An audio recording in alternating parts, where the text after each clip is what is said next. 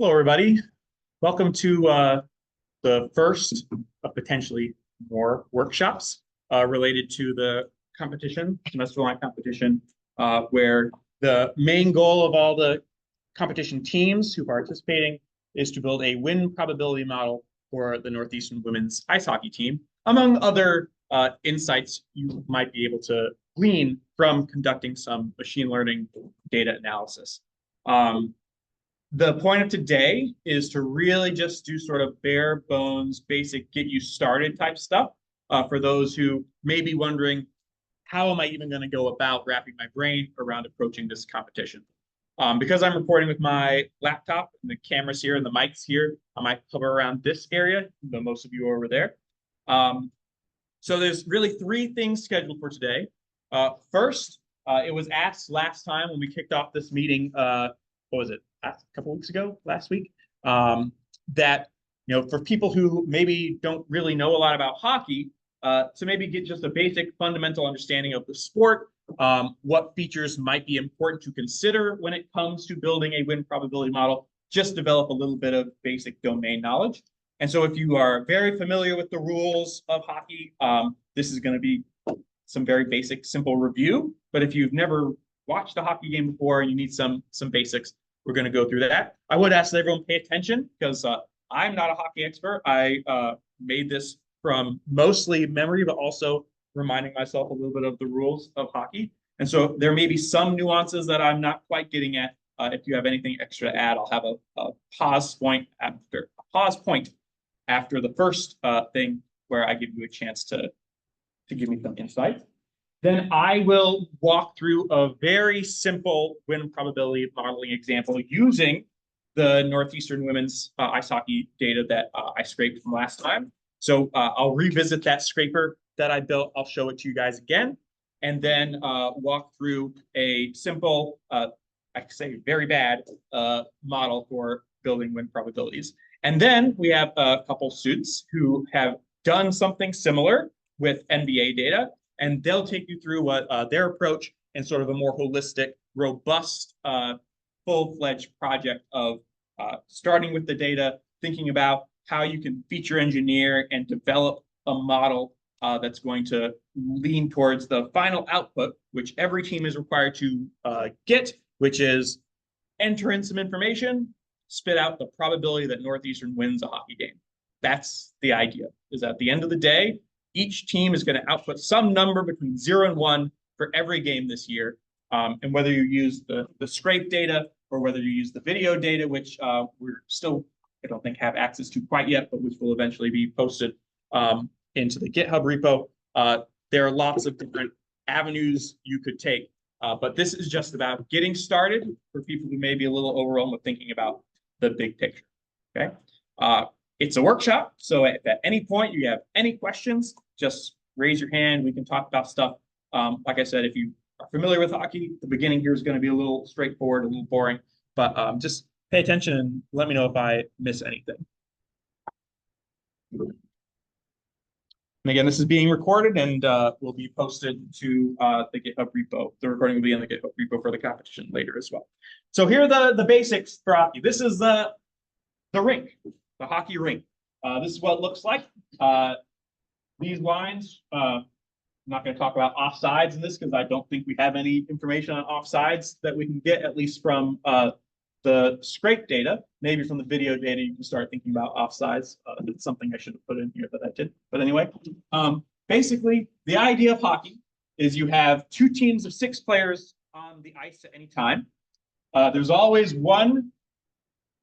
Well, not always. I'll talk about why it's not always, but usually there's one goalie inside this area protecting the net where the puck, it's a disc that they knock around with sticks. They're trying to get the puck into the opposing team's net. So it's kind of like basketball or soccer or any of these, I would say very linear games where the goal is always move down here, put the thing in the thing to get a point. Move down here, put the thing in the thing to get a point. At the end of the game, whoever has put the thing inside the thing the most wins. That's basketball, it's hockey, it's soccer, it's ultimate frisbee, it's American football, it's almost all sports.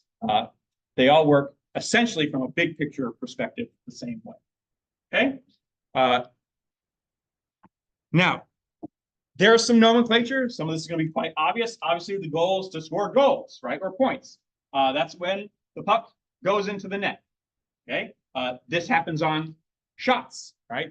Anytime the puck is directed towards the net, that's called a shot. You can only score on shots. Assists, not every goal necessarily has to come from an assist. An assist happens when a pass leads to a shot that scores. But sometimes, if a player has the puck and is moving around with it for a sufficient amount of time before the shot, there will be no assist on the play. That player just got the goal themselves without getting assisted. Blocks are when a shot is stopped by the goalkeeper. And so these are kept tallied as well. Usually shots minus goals equals blocks. So these are the basic fundamental building blocks that you probably want to keep track of when it comes to thinking about building a hockey model, because at the end of the day, who wins? The team that scores the most goals or is the best at blocking, has the highest percentage of blocks, oftentimes wins, not necessarily. Some other basic things relevant to the data that I've already scraped and that you may consider. Hockey has this thing called power plays, which arise from penalties. A penalty is when a player does a no-no, when a player does something they're not supposed to do. We'll talk a little bit more about types of penalties in a second. But in general, what you need to know about power plays is that power plays are periods of time when one team has more players on the ice than the other team. This is kind of like in soccer, if you know soccer, where a player gets a red card, they get sent. One team has more players than the other now because the player that got the red card did a no-no. However, in hockey, it's very rare that a player is just sent off forever. Usually, penalties take the form of certain amounts of time where the player is put in the no-no box, called the penalty box, where they have to sit and wait to come back onto the ice. So stretches of times where there's a disparity between the teams. And this is something that we do have access to for the women's ice hockey data just from the scraping. We know how long each team had power play times over the course of each period that they play. Another thing from the previous slide that I didn't say out loud, hockey's played in 3 periods. They're not quarters, they're not halves, it's 3 of them. They're each 20 minutes long. And it's not that you need to win 2 of the 3, it's whoever just scores the most goals across those 3, right? So one team could score no goals in the first and second period and give up 5 goals in each. This is impossible in hockey because that's too high of a score. But anyway, and be down 10-0 after 2 periods. But if they score 11 in the 3rd period and don't give up any more, then they win 11-10, right? So periods are just the stretch of time that the game takes up. There's also another thing we have access to in the data. Face-offs are a thing that happen in hockey that don't happen in a lot of other sports. They do sort of happen in basketball. It's the same idea as a toss-up in basketball. I don't know if they still do jump balls in basketball where I know in the NBA, I think they line up next to each other and jump. In college, they got rid of that. And now they just alternate who gets possession when there's a jump ball. But in hockey, they do the same sort of thing. It's like a jump ball in the NBA, where in one of these spots on the ice, the dots, 2 players, one from each team, line up on either side, in the direction that their team is supposed to be playing. And the referee will come in, drop the puck, and it's supposedly an equal chance for each player to get it, unless one's better than the other. Right? So that's and that happens when there's a dead ball or the goalie covers the puck with his mitt. There are lots of reasons why there might be a face-off that we don't necessarily get from the level of granularity from the scrape data, but you may be able to grab from the video data. Okay, but these are just basic things. There are a few more advanced concepts. In college hockey, I believe they play 1 overtime period to see if it's tied after 3 periods. They don't just end in a tie. They have an overtime period to see if someone can score a goal, but they might not. And so I still think there are ties in women's college hockey. It's just those happen after 4 periods and there isn't a winner yet instead of 3 periods.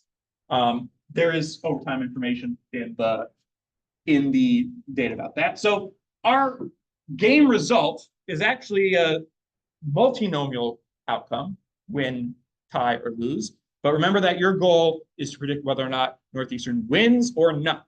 So for the purposes of the competition, we're going to treat ties as not wins, okay, as the same thing as losses. Okay. Another more complex thing that relates to more who's on the ice at any given time is that hockey has this thing called line shifts, where the 5 non-goalie players on the ice are usually on the ice together as a unit. And they'll come off the ice together and be replaced by 5 new players. Not always 5 and 5. Sometimes certain players stay on and a few players come off and some go on. It's not like soccer where replacements are permanent. It's a little bit more like basketball where players can come and go as they wish. But unlike basketball, which requires a dead ball for there to be any replacements, hockey, you can replace people in live time, clock's ticking.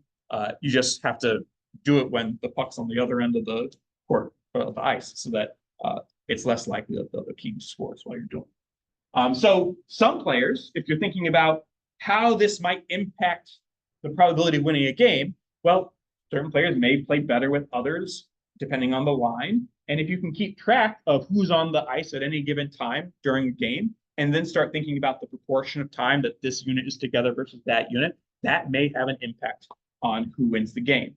That's not data that we have access to right now. That's stuff you would have to find on your own. But this is just about generating ideas about, if you're not familiar with the rules of hockey, here are some basics that you may consider when trying to build models to predict who's going to win.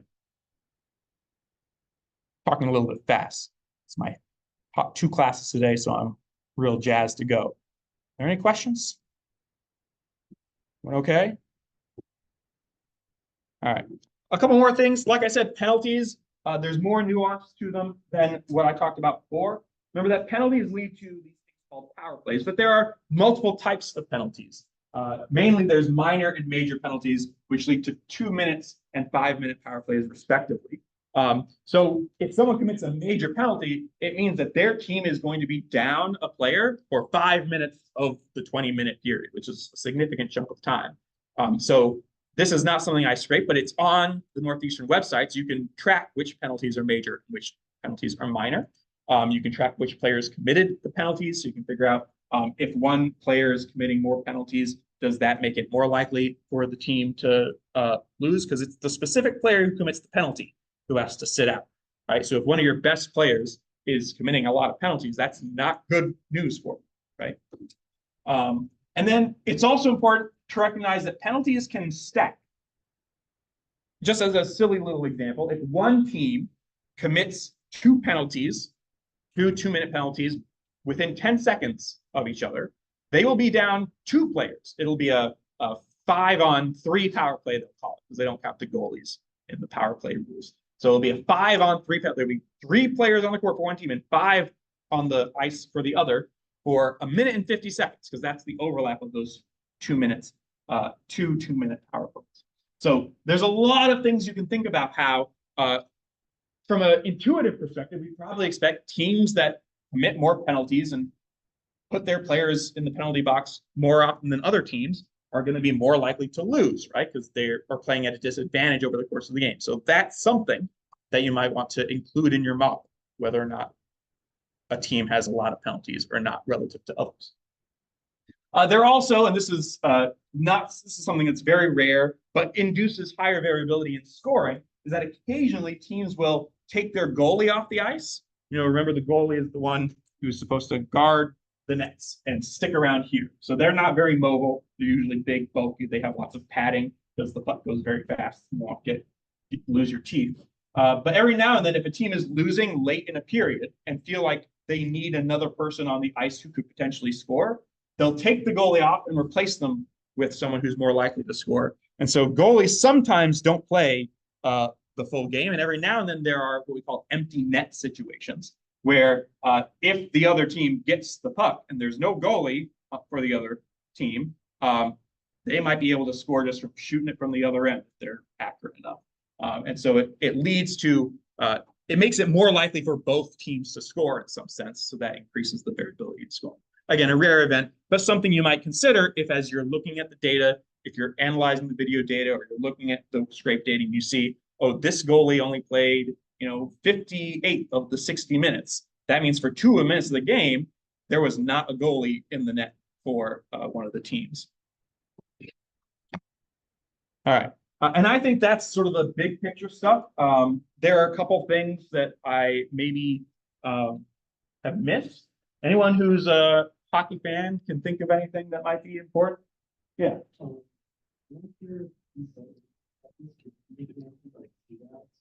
Oh, shootouts. I don't think they do shootouts in women's college hockey, but so I don't think we have to worry about that. But if you go really far back in time, I think it's possible they did do shootouts at one point. Shootouts are where the game ends in a tie, but they don't want ties. So they do like a penalty shootout like in soccer, where they each team rotates. One team will send one player up to shoot on the goalie with the puck, and then the other team will send another player up, and whoever scores the most of the penalty shots win. It's a little bit different from soccer because there's a little bit more movement involved. But again, I think at least in the last decade, they haven't done that in women's college hockey. So I don't think you need to worry about it, especially not for the video data you're getting. Other things? Does the data that we're scraping distinguish between the primary and secondary?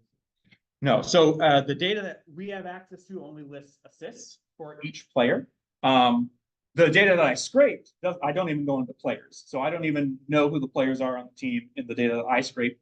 But that information is on the website. And so with a little bit of extension to the scraper, you should be able to grab each player if they have an assist in that game. And even if you scrape the play-by-play data, you might even be able to figure out, who assisted on which play. Like, did this player score a goal assisted from this player?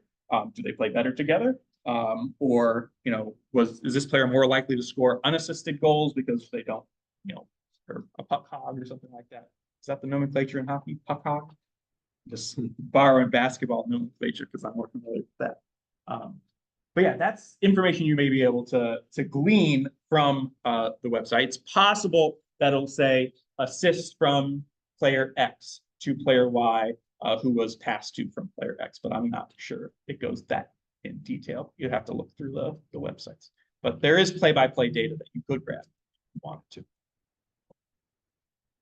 Other things I might have missed? Anyone who's familiar with hockey? Seemed like a reasonable overview of the sport. So remember that the whole point, right? Well, there are 2 points mainly for the competition. The main point is you want to build a win probability model. So you want to think about what aspects of this game are more likely to influence whether a team wins or not. And there are some obvious ones, right? The team that shoots more shots probably scores more goals and will win more, but that's not necessarily true, right? Because quality of shot matters. I mean, you can take 1,000 shots, but if they're really bad, if they're right at the goalie, they're not going to score, right? But if you take 5 shots and they're all perfectly placed, you'll score probably all 5, right? So thinking about those nuances, thinking about how power plays might affect who wins, thinking about how the team that wins more faceoffs probably get more immediate, convenient shots on goal, high quality shots. So that might impact winning. There are lots of choices you need to make in terms of building a model that will make it more interesting to compare all the models you guys build, because it's going to be really unlikely that any 2 teams have the exact same model that they've built. Not only just in terms of the features that you include, which is what I'm focusing on right now, but what you'll get a little bit of sense of is there are also lots of different types of machine learning models you could build. And you're going to see 2 examples today. I'm going to show you a very basic logistic regression example, and then the students who built an NBA win probability model, they've used a different model altogether. I think it's a naive Bayes classifier, which is another type of classification. But remember, end goal is whatever model you build, the output should be probability a hockey team wins a game. In this case, specifically, Northeastern women's ice hockey team. Okay? I'm happy to talk more about hockey with anyone who's interested after the workshop. If anyone has some sort of insights from other sports that you could maybe build in. Remember that if you know anything about any of basketball, American football, soccer, ultimate frisbee, you know, any of these sports where two ends, people go back and forth trying to score, you at least have some basic understanding of what hockey is because it's the same. There are just nuances in hockey that are slightly different from some of the other sports. So that's part one of today. Kind of breezed through it, but it was mostly supposed to be a basic overview of the sport of hockey. Any last questions on part one? Who knows how to skate? So not many of you have probably played hockey before because that's a prerequisite. Can't play hockey unless you skate. I played field hockey when I was younger, which is not the same thing, but same basic idea. You got to stick, you knock something towards the net. All right, so the rest of my time with you today is I'm going to once again show you that scraper I built for grabbing the data from Northeastern's website. I'll go back to the website and just demonstrate the data that I collected, the data that I didn't collect that you could still collect to help you, and then walk you through a very simple, again, not very good. This is not the model you should build for your competition, but just to give you an idea of one example of spitting out win probabilities for game data. So let's transition to the scraper. So I showed this off a couple weeks ago at the kickoff meeting, and then I posted it to, it's posted on GitHub right now. I've updated it, so the new version has a little bit more to it, and I'll point it out. Let me zoom in a little bit for you guys. But the basic idea is what I did is I built a scraper specifically for 2023, 2024. There's probably a better way of doing this, but I hard-coded it because I'm lazy. Where I list out all the opponents. I need those to build each individual URL for the season, and then the individual game numbers, again, because I need those for the URL. Because if you take a look at a specific game, and I've got a bunch up here, you can see that the URL is always in the same format with the season, 2023, 2024, so you can change that if you want. The opponent, Northeastern played Penn State, and then box score, and then game number, right? So got to keep track of those game numbers. Unfortunately, they don't always iterate by one, so you have to kind of keep track of them. But here's a game from last year where we beat Penn State 1-0. Okay, so like I said, 3 periods. Northeastern scored 1 goal in the first, never gave up any other goals, and never scored any more goals. And so the score of 1-0 held out. I keep track of this line score information when I scrape the data, but I don't keep track of the score. And I don't keep track of other things like the attendance or the start time, which may be important features. Maybe Northeastern plays better at night than during the day. I don't know. But I keep track of the line score. I skip over any specific player information. I don't keep track of the time when the goal is scored, just the period. I do keep track of power play information, but I don't keep track of the total elapsed time within each period.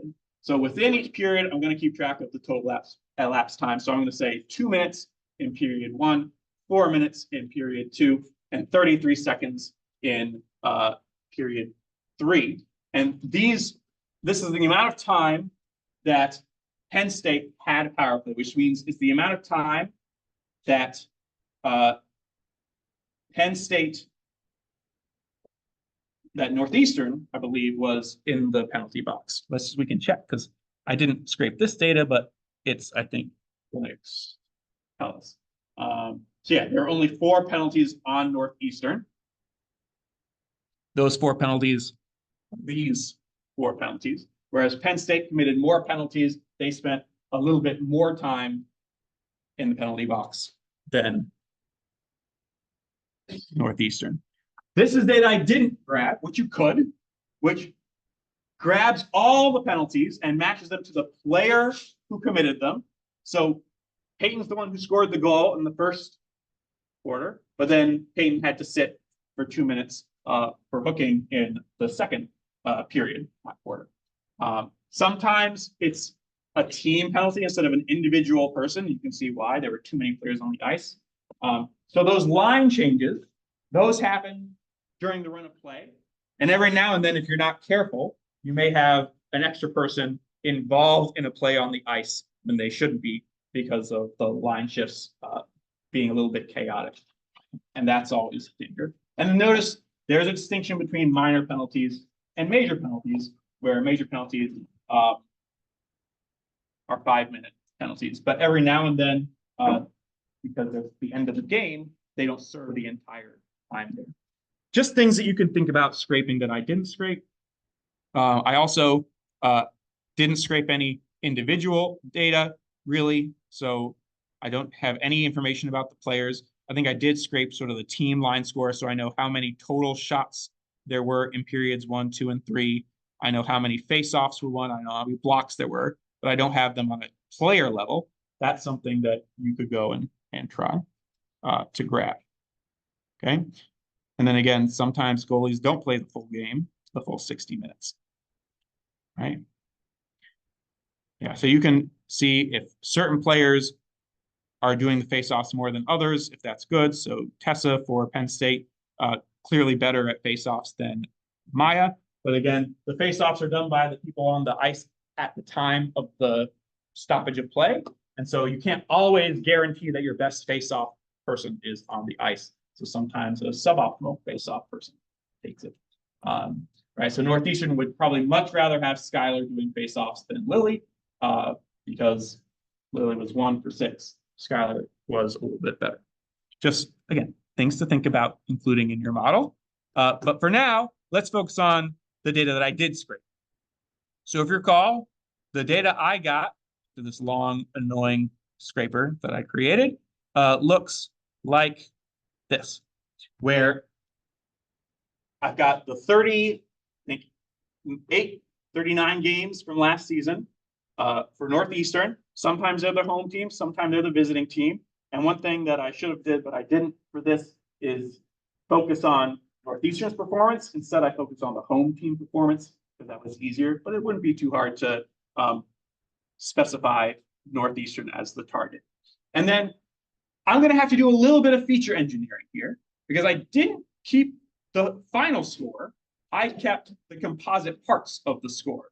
So I know how many each team scored. The home team scored in the first period, in the second period, and the third period, and how many points the visiting team scored in the first, second, and third. I also have the overtime period here as well. But right now, I don't know which team won the game unless I go in and sum those values up, right? So I would only know Northeastern won if I say 1 + 0 + 0 is bigger than 0 + 0 + 0. And here, the next game, Northeastern actually lost to Penn State, and I know that only because I sum up 1, 0, and 0. Northeastern scored 1, 0, 0, 2. Penn State scored 2.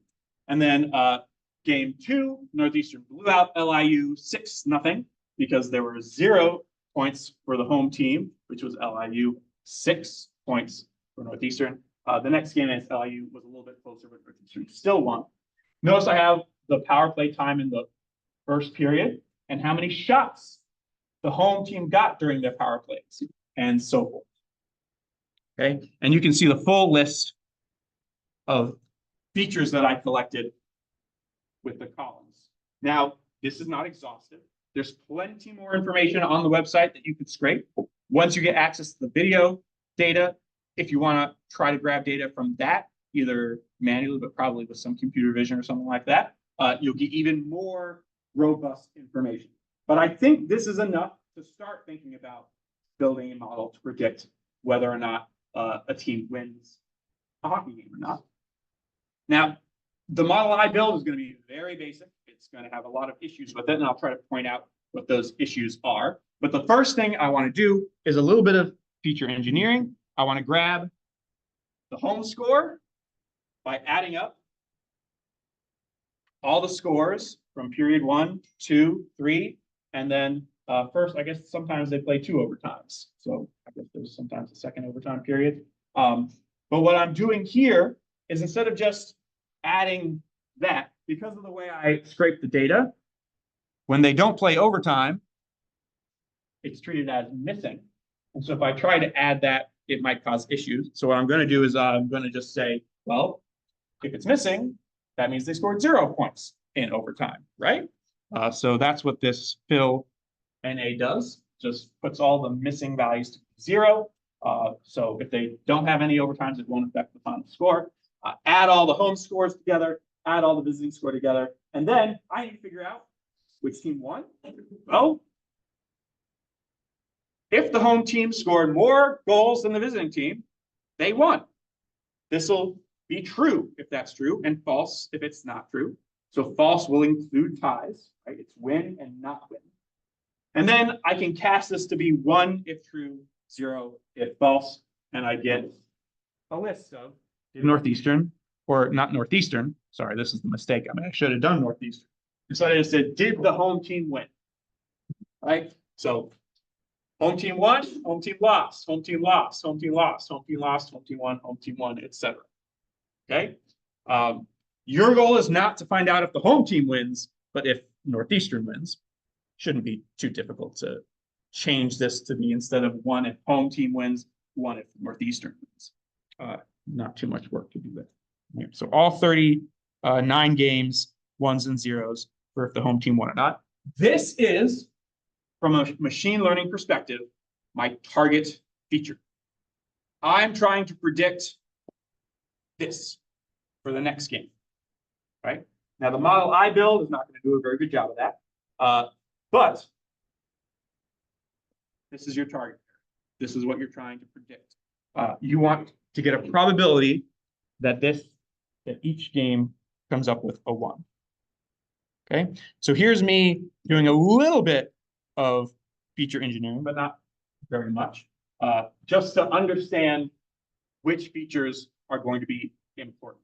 And I'm doing this sort of sillily, but just to get the point across, because you'll see something similar to this in the next part of the workshop.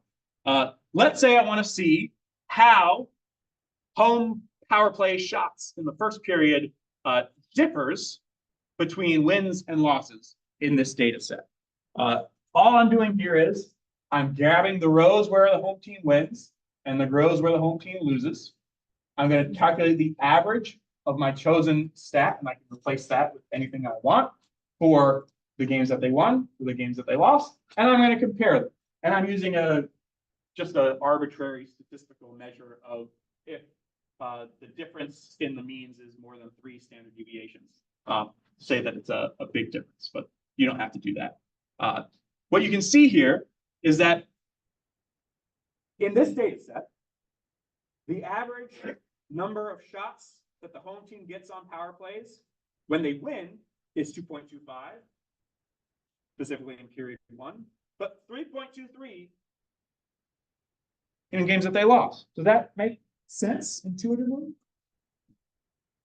Probably not, actually. Remember that power play means that you have more players on the ice. So you should be able to get more shots. But keep in mind that this is at a very low level. This is only in period 1.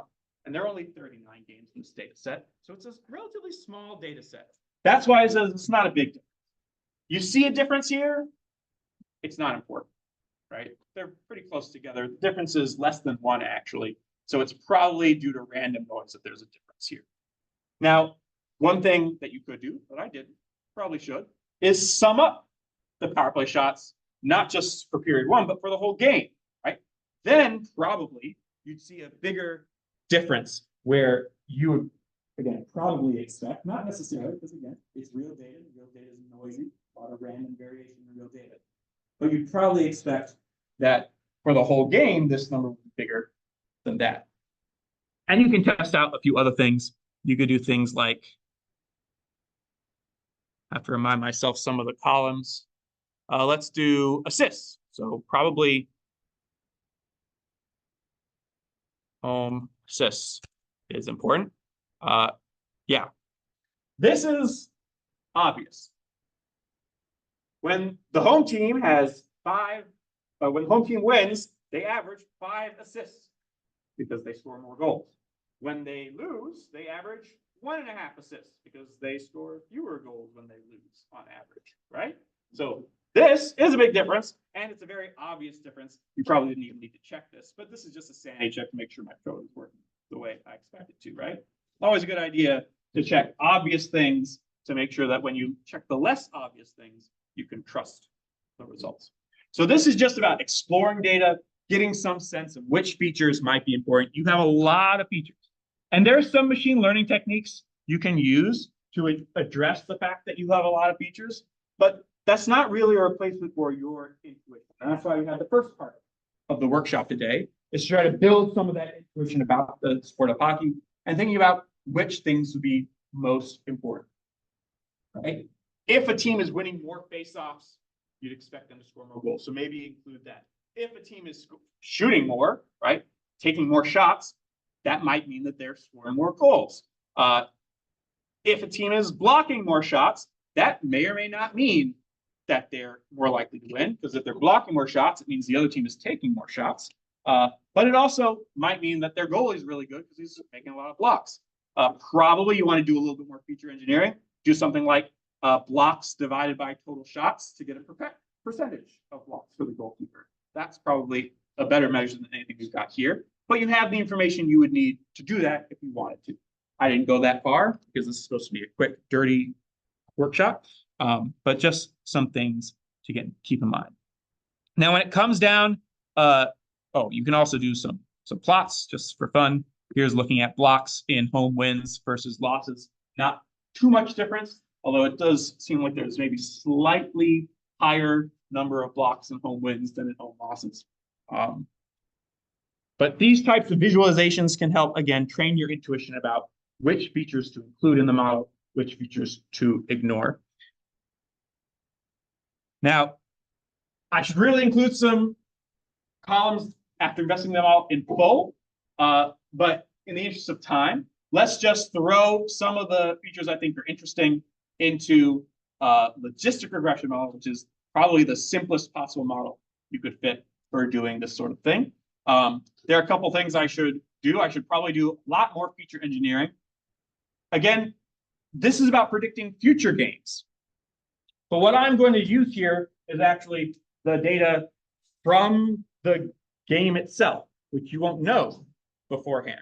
So that's one drawback of this model. The other one is I have a very small data set, and I should probably cross-validate, which is, you'll hear about that in the next workshop, but it's this idea of separating the data into one subset that you use to build the model, and then another subset that you use to test the model.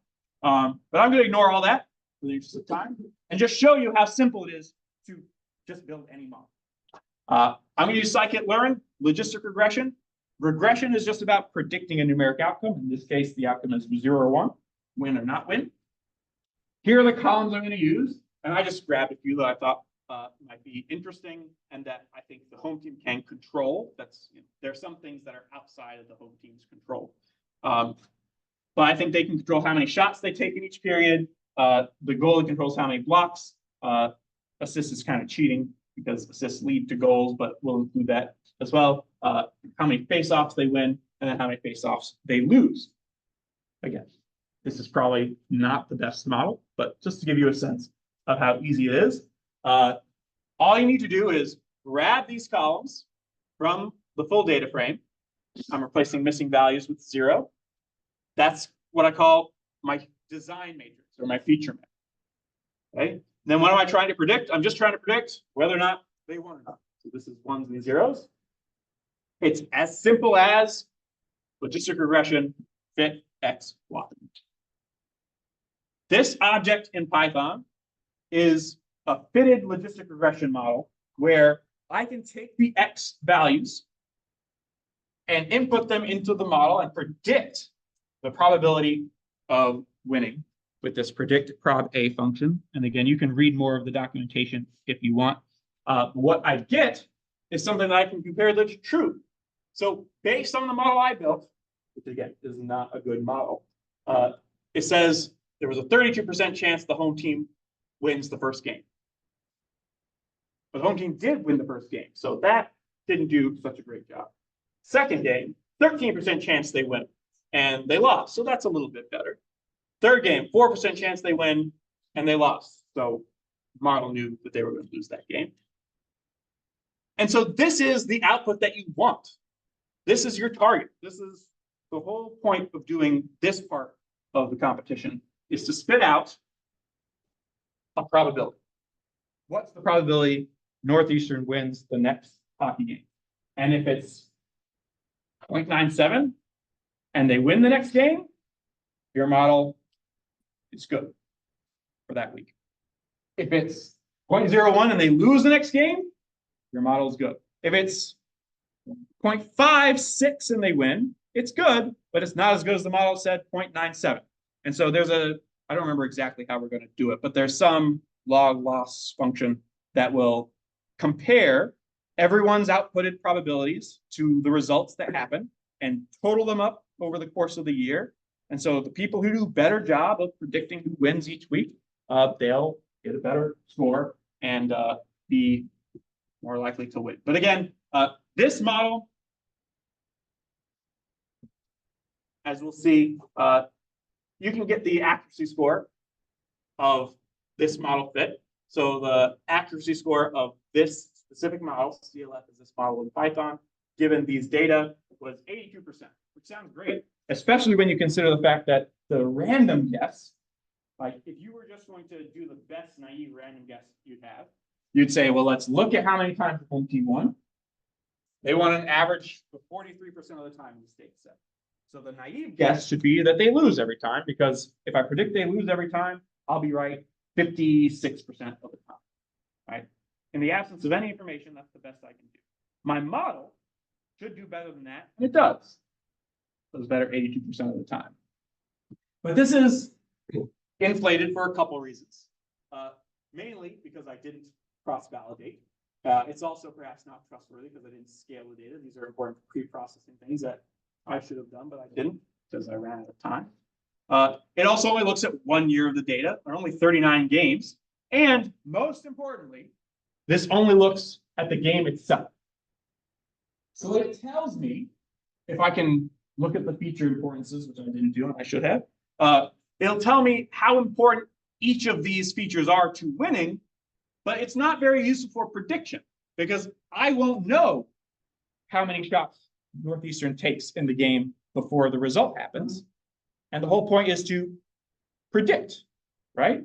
And so probably the better thing to do is to take the previous game data or an average of the previous game's data to predict the current game's data. And that would require a little bit more feature engineering. That's something that the people, that the student social workshop after me will do. But the point of this was just to get across the point that at the end of the day, building the model is actually quite simple, straightforward. And your final output is just going to be a number between 0 and 1. But then sometimes understanding the model and how well it's performing, there are other ways to do it. You'll see a confusion matrix in a bit from the next part of the workshop. But another thing you can do is just a simple plot. This is on the x-axis, whether they won or not. Sorry, on the y-axis, whether they won or not. So that's why there are only 2 lines here. These are all the games that the home team lost. These are all the games that the home team won. But then the x-axis is the probability output by the model as to whether or not they would win that game or not. If the model was perfect, you just see 1 point here and 1 point here, because the model would say 100% of the time when they win, they win. 0% of the time when they win, they lose, right? The closer it looks to a clump of points here and a clump of points here, the better the model is.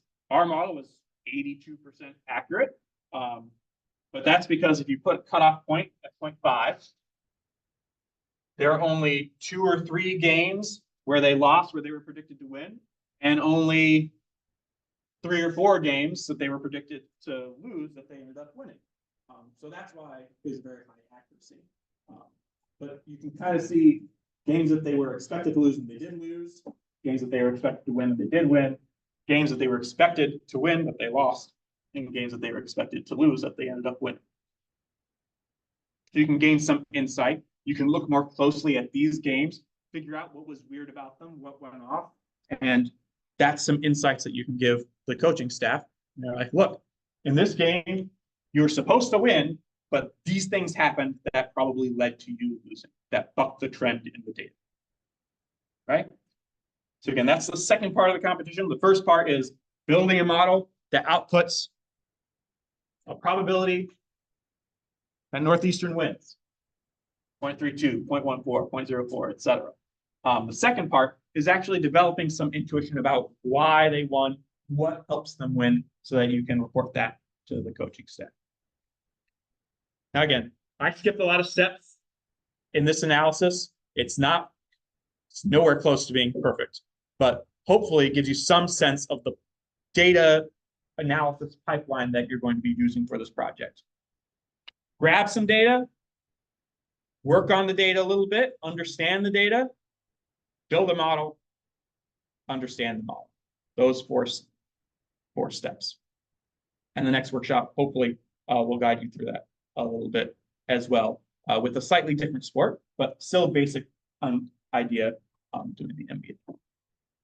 Any questions on what I did? Anything at all? Like I said, this Jupyter Notebook will be put in the GitHub so you can work through it. You can always email me or send me a DM or something on Slack to ask questions. But that'll be my time. It's 6:30, which is around the time where I thought we'd start the next one. So